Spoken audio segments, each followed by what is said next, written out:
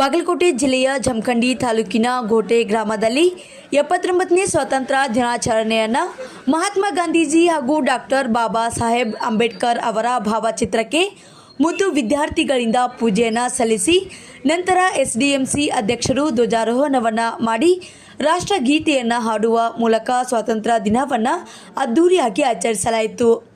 ನಂತರ ಸಾಂಸ್ಕೃತಿಕ ಕಾರ್ಯಕ್ರಮಗಳು ಆದ ಕೋಲಾಟ, ನೃತ್ಯ ಹೀಗೆ ಹಲವಾರು ಕಾರ್ಯಕ್ರಮಗಳು ಜರುಗಿದ್ವು.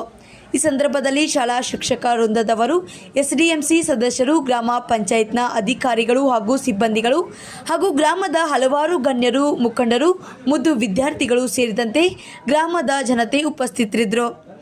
ವರದಿಗಾರರು Basavaraj Kamble, Indian public TV Kannada, Vijayapura.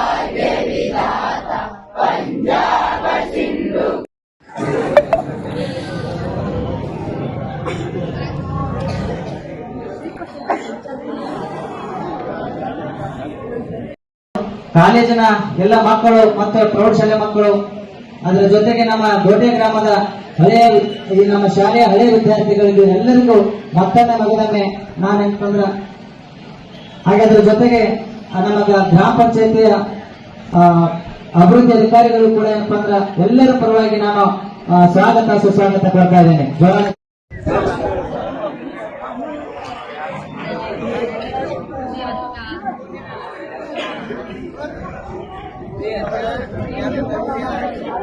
Yeah.